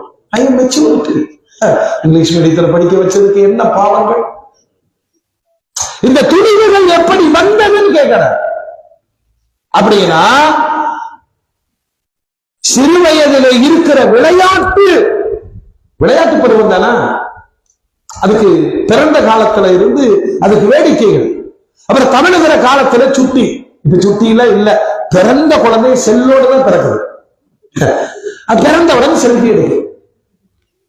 அது 18 வயசுலயே கரெக்டா? எல்லா தாய்மார்களுக்கும் சொல்லுவேன், தயவு செய்து மனநோயாளிகளாக உங்களுடைய குழந்தைகளை ஆக்கி விடாதீர்கள். இப்போ செல்லு கொடுக்க கூடாது அல்ல, அதாவது விவரம் தெரிந்த குழந்தைகளுக்கு தாயோ தகப்பனோ பக்கத்துல உட்கார்ந்து செல்போனு எப்படி பயன்படுத்தணும்னு சொல்லிக் கொடுங்க. எதை எதை பார்க்க வேண்டும் என்று சொல்லிக் கொடுங்க. ரோட்ல போறோம், குண்டுக்குழி இருக்கு, ஸ்பீடு பிரேக் இருக்கு, லெப்ட் இருக்கு, ரைட் இருக்கு, சிக்னல் போடணும், இத்தனையும் சொல்லிக் கொடுப்பதை போல செல்போனை வைத்துக் கொண்டு சொல்லுங்கள். மகனே மகளே பாருங்க, ஒளிஞ்சு பார்த்தாங்க. இன்னைக்கு பெட்ஷீட் பொத்திட்டு விடிய விடிய அந்த வீட்டுல யாரும் பேச மாட்டாங்க. ஏன்னா அத்தாவும் அதுதான் பார்த்துங்க, அம்மாவும் அதுதான் பார்த்துருக்கு. இவரு தெரியாம ஹாய் அப்படின்னு போட்ட யாருக்கு? அந்த அம்மா அங்கிருந்து என்னடா அது ஹாய் போடுது. தேடல்கள் ஒரு வீட்டுல தான் செல்போன் வந்த புதுசுல கூடவே சந்தேகமும் வந்துச்சு. நிறைய குடும்பங்கள்ல விளையாடி படித்தது. நைட்டு 12 மணிக்கு மனைவியுடைய போன்ல அப்படின்னு ஒரு மெசேஜ் ஓடி போய் எடுத்து பார்த்தவனுக்கு கோபம். அப்படியே கட்டல்ல வச்சு மாங்கு மாங்கு மாங்கு நடிச்சான். அது பயந்து போய் தூக்கத்துல எந்திரிச்சு செய்ய முடிச்சவன் 12 மணிக்கு இந்நேரத்துல அடிக்கிறான, என்னதான் நடந்தது? ஏண்டி அடுத்த ராத்திரியில 12 மணிக்கு உனக்கு எவ்வளவு பியூட்டிஃபுல் மெசேஜ் அனுப்பி இருக்கிறான் அப்படின்னு அந்த ஆளு அடிச்சு முடிச்சு மூச்சு வாங்கி அவன் படுத்துட்டான். இந்த அம்மாவுக்கு என்ன சொல்ற, நம்மளை பத்தி என்ன பியூட்டிஃபுல் சொல்லி இருப்பான். இந்த கூடு கட்டவங்களோட வாழ்றதே பெருசு, நம்மளை எவன்டா பியூட்டிஃபுல் சொன்னான். அந்த அம்மா செல்ல எடுத்து பார்த்தா மறுபடியும் அது கத்திட்டு இருக்கு, பேட்டரி ஃபுல். வந்ததே கோபம், விதியோ விதி. அது சொல்லி சொல்லி அடிச்சா. ஏண்டா கல்ச்சர்ல ஓனவன பேட்டரி ஃபுல்லுக்கும் பியூட்டிஃபுல்லுக்கும் வித்தியாசம் தெரியாம நடிஜாமத்துல சந்தேகப்பட்டாயே. நசிரிக்கு சொல்லல, நிறைய குடும்பங்களில் விளையாடு முடித்தது. இப்ப குழந்தைகளுக்கு நீங்க சொல்லுங்க, செல்போன் பாரு, இந்த நேரத்துல பாரு, இந்தந்த விஷயங்களை சர்ச் பண்ணு. இது உன்னுடைய படிப்புக்கு உதவும், உன்னுடைய வேலை வாய்ப்புக்கு உதவும், உன்னுடைய ஜிகேவுக்கு உதவும். இதுல இடையில அப்படியே ஓடும் போது சீத்தா வரும், தாண்டி போயிரு. நீங்கள் சொல்லிக் கொடுங்கள். ஏன்னா நம்மனாலே தாண்ட முடியல. இப்படியே ஹதீஸ பார்த்துட்டே இருக்கும்போது ஒரு வெப்பன ஆடுது, தாண்டு தாண்டு மனப்பக்குவம் தானே. பெருமானார் ஸல்லல்லாஹு அலைஹி வஸல்லம் அவருடைய சபை கூடி இருக்கிறது, பேசிக் கொண்டிருக்கிறார்கள். வேகமான ஒரு இளைஞர் வந்தார். இந்த இளைஞர்னாவே அப்படித்தாங்க இருப்பாங்க. இந்த இளைய தலைமுறை அவன் ஹேர் ஸ்டைலு, அவனுடைய ட்ரெஸ்ஸிங்கு, அவனுக்கு எல்லாமே நமக்கு தெரியுங்கிற மாதிரிதான்.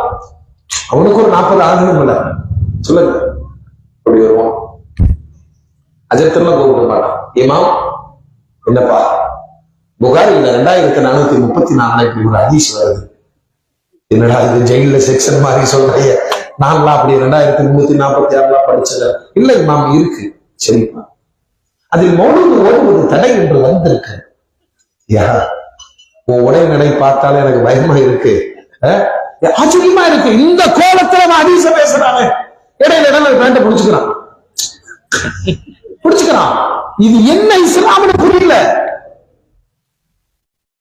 இளைஞர்கள் தானே, நேர பெருமானார்ட்ட வர்றான், கொஞ்சம் கூட கூச்சம் கிடையாது.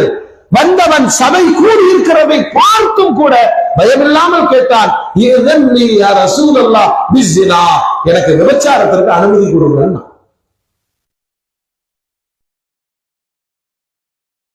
முத்தவள்ளி பள்ளிக்கு வர வச்சு, மரியாதைக்குரிய முத்தவள்ளி அவர்களுக்கு நாளை முதல் விபச்சாரம் செய்வதற்கு ஜமாத்து கடிதம் தரும்படி அன்போடு கேட்டுக்கொள்கிறேன். அப்படித்தான் இருக்கு. இங்க நிக்கா பண்றக்கே லெட்டர் தர மாட்டேங்கிறாங்க. பெருமானாரிடம் வந்து இப்படி ஒரு கேள்வி, சபை அதிர்ந்து போனது. ஏன்னா ஒழுக்கமற்ற செயல். என்ன கேட்கிற, யார்கிட்ட கேட்கிற, எங்க வந்து கேட்கிற? அடிக்க பாய்ந்தார்கள். அல்லாஹ்வுடைய ரசூல் எல்லாரையும் அமைதிப்படுத்தினார். ஏன்னா ஒரு தலைமுறை இடைவெளியினுடைய உணர்வுகளை நீங்க புரியல, நான் புரிஞ்சிருக்கிறேன், உட்காருங்க. அந்த இளமை சொல்லுவாங்கல்ல, வாலிபம் இளமை பயம் அறியாது. அது எல்லா இடத்துலயும் பேசுவோம். ஒண்ணு இல்ல, வண்டியில போறோம், இங்க உரசிட்டோம் அப்படின்னா பார்த்து போயாங்க, அந்த நீ பார்த்து போடா போயிடுவோம். இந்த பெருசுகளோட நியதி. இவன் இடிச்சு போட்டு என்ன செய்வா தெரியுமா, பைக்கு குறுக்க போட்டு எப்படி வரலாம். அது அந்த இளமை பயம் அறியாது. செய்யறானா இல்லையா? ஹாஸ்பிட்டல் ஏதாவது பிரச்சனை சொன்னா ரூல்ஸ் அண்ட் ரெகுலேஷன் பேசி சட்டம் எடுத்து விட்டுறான். வயது, இந்த வயதுடைய வேகம், அதை பெருமானார் அந்த தலைமுறையோடு எப்படி இறங்கி போய் எதிர்கொண்டார்கள். அந்த சபையை கிழிச்சிட்டு வந்து விபச்சாரத்திற்கு அனுமதி கேட்கிறார். எந்த காலம் சொல்லுங்க, எந்த காலம்? நான் உங்களுக்கு சொல்லுவேன், அதே விபச்சாரத்தின் இன்னொரு வார்த்தை தான் நான் லவ் பண்றேன். இங்கிலீஷ்ல சொன்னோம்னா ஹலால் ஆயிரும். அப்படிதான் நடக்குது. அல்லாஹ்வுடைய ரசூல் எல்லோரையும் அமைதிப்படுத்தி விட்டு அந்த இளைஞரை அழைத்தார்கள். அழைத்து சொன்னாங்க, என்ன கேட்டா, விபச்சாரத்திற்கு அனுமதி வேண்டும். குர்ஆன் என்ன சொல்லுது தெரியுமா? விபச்சாரத்தின் அருகில் கூட நெருங்காதீர்கள். அப்படின்னா விபச்சாரத்தின் எண்ணம் எப்ப ஏற்படும்? மற்றவர்களின் செய்கையை பார்க்கும் போது, ஆபாசத்தை தூண்டுகிற காட்சிகளை பார்க்கும் போது, ஆபாசமான பாடல்களை பாடும் பொழுது. இப்ப வர்ற சினிமா பாட்டுல கேட்கவா முடியுது? அல்லாஹ்வுடைய ரசூல் சொன்னாங்க, இளைஞர்களுக்கு நான் சொல்லுவேன், எல்லாருடைய டைம் பாஸ், பைக்லயும் சரி, கார்லயும் சரி, பஸ்லயும் சரி, ஏறி உட்கார்ந்தோம்னா முதல் பரல் அந்த பேக்கை திறப்பான், ஆயுதங்களை எடுப்பான், டபக்குன்னு மாட்டுவான். மாட்டிட்டானா அவனுக்கு முதல் பரல் எல்லாம் அப்படி குத்திட்டு காரமடையில இறங்க வேண்டியும் கோயம்புத்தூருக்கு போயிடும். அவன் ஏன்னா டிக்கெட் எங்க கேட்கறான்னு தெரியல. அல்லாஹ்வுடைய ரசூல் சொல்றாங்க, அதிகமாக பாடல்களை கேட்காதீர்கள். அது என்ன செய்யும்? யும்பித்துன் நிஃபாக், வஞ்சகத்தை உருவாக்கும். இப்ப இருக்கிற பசங்க மாதிரி சூழ்ச்சி செய்யறவங்க, போட்டு கொடுக்கிறவங்க, சிக்க வைக்கிறவங்க யாருமே இல்லை. இன்னைக்கு ட்ரெண்டிங் என்ன தெரியுமா? போதை பொருளுக்கு அடிமையாக்கி அவர்களையே புரோக்கர்களாக்கி கொலைபாதகம் வரைக்கும் என் சமூகத்தின் இளைய பிள்ளைகளை தள்ளிக்கொண்டு போய் கொண்டிருக்கிறார்கள்னா ஒரு பெரிய டீம் ஒர்க் நடக்குது. போதைக்கு அடிமையான அடுத்த வினாடி 20,000 ரூபாய் உடனே வேணும். ஒரு சின்ன பையன் 20,000 ரூபாய் இருக்குமா?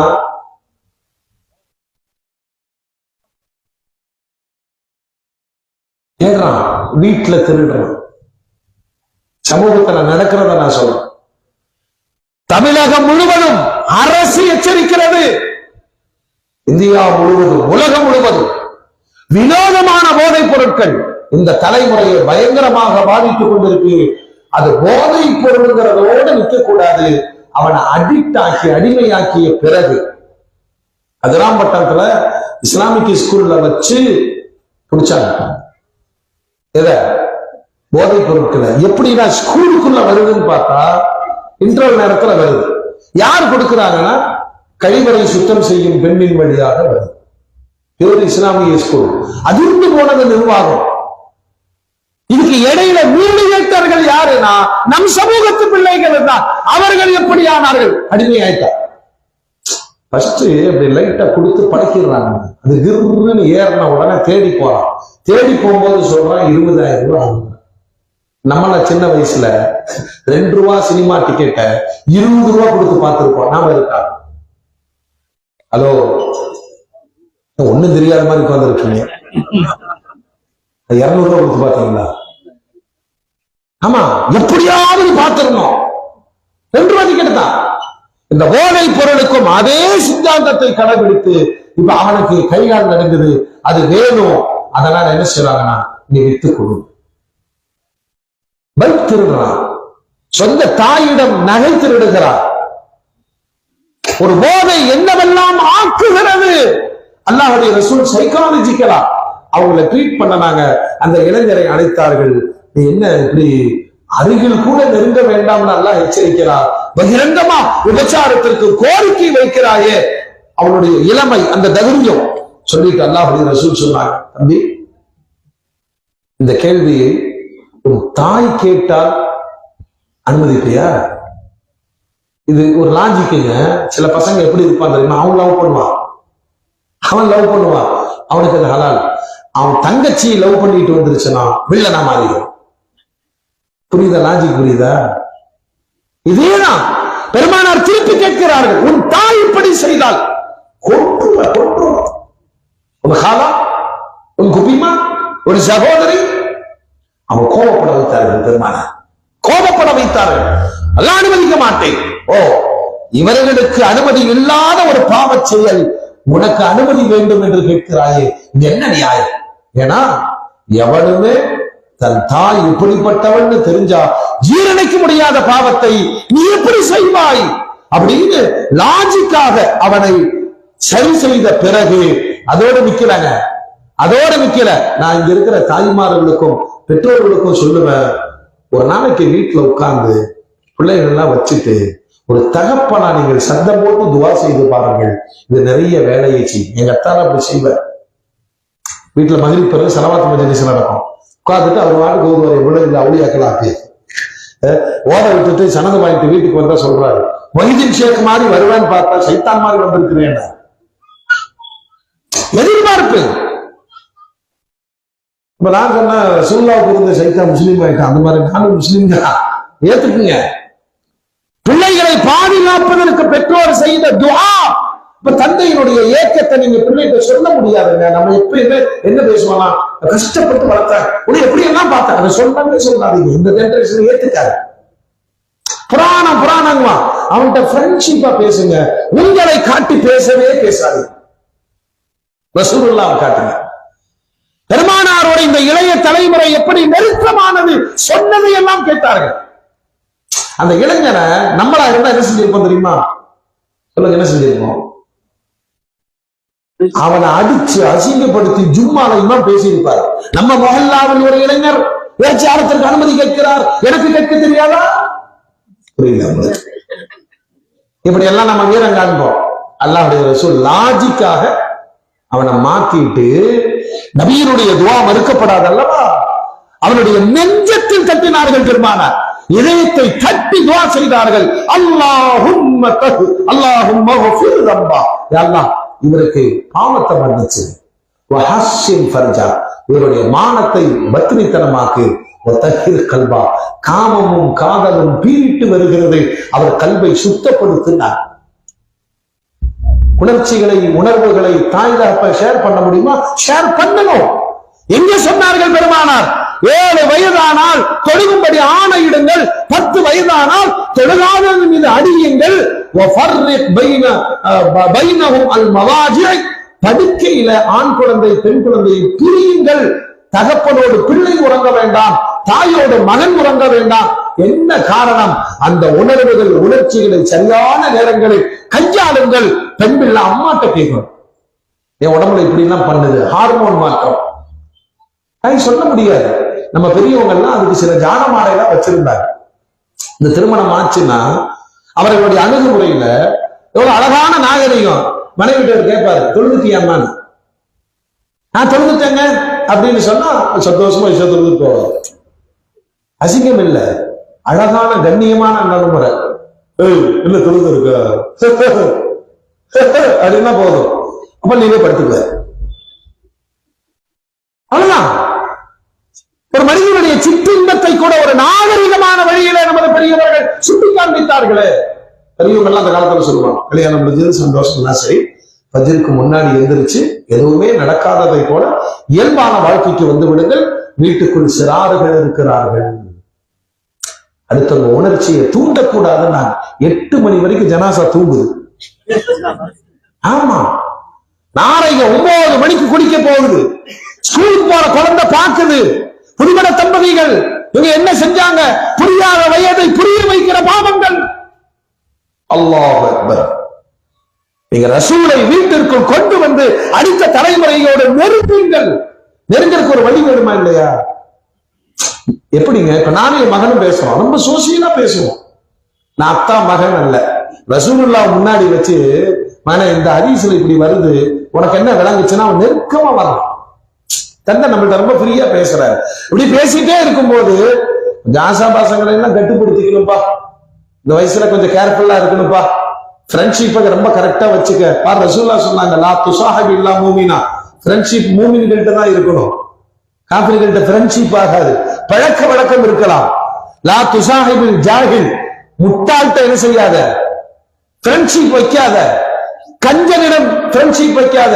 பேராசக்காரன், நம்ம பையன் நல்ல பையன், திடீர்னு வந்து சொல்றோம் வண்டி வாங்கணும், வீடு வாங்கணும், டிவி வாங்கணும், காசு எது, வட்டி வாங்கலாம், அதை பண்ணலாம், இதை பண்ணலாம், ஆக்டிவேட் மாறுது. இவருடைய உள்ளத்துல பேராசை யார் போட்டார்கள்? பேராசை நண்பன் ஒருவன் இருக்கிறார். பெருமானார் சொன்னாங்க, லா துசாஹிபில் ஹரீஸ், நரகத்திற்கு கொண்டு போய் சேர்த்து விடுவார்கள். விவேகானந்தர் சொல்வார், உன் நண்பன் யார் என்று சொல், நீ யார் என்று நான் சொல்லுகிறேன். சிம்பிள் முடிச்சு. என் ஃப்ரெண்டு மோடி ஐயான்னு சொன்னா என்ன ஆகும்? அவ்வளவுதான். நல்லவர்களை நட்புறவு கொள்ளுங்கள். அதனால தாங்க சஹாபி அப்படிங்கிறதுக்கு டிரான்ஸ்லேஷன் பண்ணவே முடியாது. ஏன்னா ஏஜ், பெருமானாரை விட 20 வயசு மூத்தவங்களும் சஹாபிதான், 8 வயசு குழந்தையும் சஹாபிதான். பெருமானார் எல்லோரோடும் இணங்கி போய் எல்லோருக்குமான நடைமுறை, குறிப்பா அடுத்த தலைமுறையை ரொம்ப கவனத்தில் எடுத்திருக்கிறாங்க. பாருங்க, மஸ்ஜித் நபவி மதீனாவுக்கு வந்த உடனே பள்ளிவாசலுக்கான இடம் தேவை. அப்ப இடத்தை பார்த்துட்டு வர்றதுக்கு சித்திக் நாயகத்தை அனுப்புனாங்க. மத்திய பகுதி மருவத் பேரித்த கொட்டைகள் காய போடப்படுகிற இடம் பார்க்கப்பட்டது. பள்ளிக்கு இடம் பார்த்துட்டு வந்து சொன்ன உடனே பெருமானார் சொன்னார்கள், யாருடைய இடம்? சகுலு சுஹைல் என்ற 2 சிறுவர்கள், அவங்க எத்தீமுக. இப்ப அல்லாஹ்வுடைய ரசூல் சொன்னாங்க, அனாதைகளை சொத்துடைய பயந்துக்கணும், மார்க்கெட் ரேட்டை விட கூட கொடுங்க. இன்றைய ரேட்டு 10 திர்ஹம், அதிகமான விலை, கொடுத்து வாங்கலாம் என்று நினைக்கிற பொழுது அந்த அடுத்த தலைமுறை ஜெனரேஷன் எப்படி பக்குவம் பாருங்க. நேர பெருமானாரிடம் வருகிறார்கள், யா ரசூலல்லாஹ், அல்லாஹ்வுடைய பள்ளி கட்டுவதற்காக இடம் பார்த்ததாக கேள்விப்பட்டோம். எங்கள் இடத்தை தேர்வு செய்ததில் மிக்க ஆனந்தம், நாங்கள் அல்லாஹ்விற்காக அன்பளிப்பாக கொடுக்கிறோம். எப்படி இந்த ஜெனரேஷனை கேட்ச் பண்ணாங்க? இப்ப பையன்கிட்ட போய் சொல்றோம், மீலாது விழா நடக்குது, ஒரு 1000 ரூபாய் ரசீது எழுதுப்பா அப்படின்னா எங்க அக்காட்ட கேட்டுக்கிறேன். அவ்வளவுதான் மெச்சூரிட்டி இல்லையா? வந்து சொல்லுகிறார்கள். பெருமானார் சொன்னாங்க, தம்பி நீங்க 2 பேரும் அனாத, சட்டத்துல இடம் கிடையாது, மைனர், அதனால காசு கொடுத்துதான் வாங்குவோம். அவங்க உள்ளன்போடு சொல்லுகிறார்கள், யா ரசூலல்லாஹ், அல்லாஹ்வுடைய பள்ளி எங்கள் இடத்தில் கட்டப்படுவதை கியாமத்து நாள் வரைக்கும் வரலாறாக இருக்குமே, சவாபுகள் கிடைக்குமே. பெருமானார் சொன்னார்கள், காசு கொடுத்தாலும் இந்த சவாபுகளுக்கு கிடைக்கத்தான் செய்யும். பத்ர் போர்க்களம் உக்கிரமாக நடந்து கொண்டிருக்கிற பொழுது முடிச்சிருங்க, விவசாய குழந்தைகள் அங்க போருங்க, போர் நடக்கிற பொழுது ஒருத்தரையா கேட்கிறாங்க, யாமி ஐநா அபூஜஹல், அபூஜஹல் அபூஜஹல். அவங்க 2 பேருடைய வரலாறு என்ன தெரியுமா? வாழை நிக்க வச்ச தலை வரைக்கும் இருக்கு, வாழவே தூக்க முடியல. ஒரு சஹாபி சொன்னார், இவ்வளவு பயங்கரமான இடத்துல அபூஜஹலுக்கு, அவனை பற்றி அபூஜஹல்னா யாருமே தெரியாது, எல்லோரும் சொல்ல கேட்டு கேட்டு கேட்டு அபூஜஹலின் மீது அவ்வளவு வெறுப்பை வார்த்திருந்தார்கள். அதனால அவனை முடிக்கணும் தான் அவங்க வந்திருக்காங்க.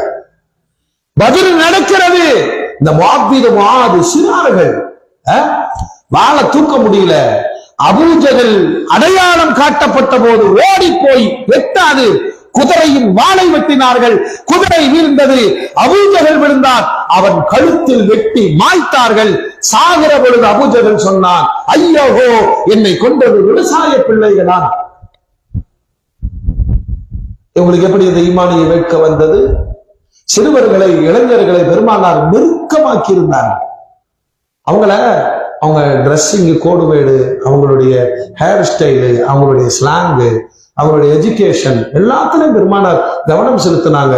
ஒரு ஒரு ஒழுக்கமான அடுத்த தலைமுறையை வழிகாட்டும் பண்பாளர்கள் பெருமானார் ஜீவிக்கிற பொழுது ஒரு படையை உருவாக்கி விட்டார். நான் ஒவ்வொரு பள்ளியிலும் சொல்லுவேன், அடிச்சுக்கிறாங்க. தலைவர் முத்தவல்லி செயலாளராக இருக்க அடிச்சுக்கிறாங்க. ஒருத்த இமாமாக இருக்க வரமாட்டாங்க. எங்களை அடிக்கத்தான் வர்றாங்க. சொல்லுங்க, அது என்ன தேர்தல் நமக்கு புரியலையே. பள்ளிவாசல் தேர்தல் பல வாரமா நடக்குது. பள்ளிவாசல் பரபரப்பாவே இருக்கு. ஒரு டீம் ஏ பி, எங்க ஊர்ல எல்லாம் பயங்கர மோசம். தேர்தல் மாதிரியே பணம் எல்லாம் கொடுக்குறாங்க, சோடெல்லாம் போடுறாங்க. இதெல்லாம் எப்படிறா ஹலால்? யாரு வீட்டு காசு? ஒண்ணு இல்ல. நான் சொல்றேன், 10 சிறார்களை உருவாக்கி அவர்களை முத்தவள்ளிகளாக உருவாக்குங்களேன். சொல்லி கொடுத்து உருவாக்குங்களேன். ஒரு பள்ளிவாசல மேனேஜ்மெண்ட் பண்றதுன்னா என்ன? எங்க வேணுமா இல்லையா? சமூக பொறுப்பா இல்லையா? முத்தவள்ளி உட்கார்ந்து பஞ்சாயத்து பண்றாரு. என்னமா பிரச்சனை? என்ன அடிக்கிறாருங்க, நீ என்னடா சொல்ற? அவன் என்ன திட்டுறாங்க. அப்ப 2 பேரும் தலாக்குடு. பஞ்சாயத்து பண்றதுக்கு உனக்கு அறிவு வேண்டாம்? உனக்கு கொஞ்ச நாள் ஞானம் வேண்டாம்? அல்லாஹ்வுடைய ரசூல் அத்தனை பேர்களையும் சேர்த்து வைக்கிற வேலைகளை செய்தார். எனவே அருமையான மூமின்களே, பெருமானார் ஜீவித காலத்தில் தன்னுடைய அடுத்த தலைமுறைக்கான அந்த இடைவெளியை குறைத்து மாணவர்களை, இளைஞர்களை, பட்டதாரிகளை, பண்பாளர்களை சமூகத்திற்கு அடையாளம் காட்டி தந்தார்கள். அப்படி ஒரு சேவையை நாம் பெருமானாரை காட்டி இளைய தலைமுறையை உருவாக்கினால் அடுத்த தலைமுறை இந்த உம்மத்திற்கு பயனுள்ள காரியங்களை செய்யும். வல்ல ரப்புல் ஆலமீன் அப்படி வாழுகிற, அப்படி செயல்படுகிற இளைஞர்களோடு நல்ல தொடர்புகளை உருவாக்குகிற வாய்ப்பையும் சூழலையும் அல்லாஹ் நம் அனைவருக்கும் நசீபாக்கி தருவானாக. வாஹிரு தாவானா அல்ஹம்துலில்லாஹி ரப்பில் ஆலமீன். வஸ்ஸலாமு அலைக்கும் வரஹ்மத்துல்லாஹி வபரகாத்துஹு. அலைக்கும் ஸலாம் வரஹ்மத்துல்லாஹி தஆலா வபரகாத்துஹு. இன்றைய தினம் பேசிய பேச்சில் அதிகமான விஷயங்கள் இருந்ததால் ஒரு 15 நிமிடம் அதிகமாகிவிட்டது. இன்ஷா அல்லாஹ் நாளை அதை சரி செய்துள்ளோம். இன்ஷா அல்லாஹ் நாளைய தினம் மரணத்தை கேட்க தூண்டும் நபிகள் நாயகத்தின் மாமதுனா என்கின்ற தலைப்பிலே ஹஸரத் அவர்கள் உரையாற்றுவார்கள். அனைவரும் கொஞ்சம் முன்கூட்டியே வந்து அமர்ந்துவிட்டால் இது ஒரு 5 நிமிடம் முன்னால் நாம் பயணம் ஆரம்பித்தோம்னால் சிறைவாக முடித்துக் கொள்வதற்கு எதிராக இருக்கும் என்று சொல்லி ஹஸரத் அவர்கள் துஆவுக்கு பிறகு இன்ஷா அல்லாஹ் நிறைவேறும். آمين. الحمد لله رب العالمين. اللهم صل على سيدنا محمد وعلى آل سيدنا محمد وبارك وسلم عليه. اللهم اجعل جمعنا هذا مقبولا وتقبل من بعد معصوما. اللهم لا تجعل فينا ولا منا ولا معنا شقيا ولا مطرودا ولا محروما بحق سيدنا محمد صلى الله عليه وآله وأصحابه أجمعين. والحمد لله رب العالمين. صلى الله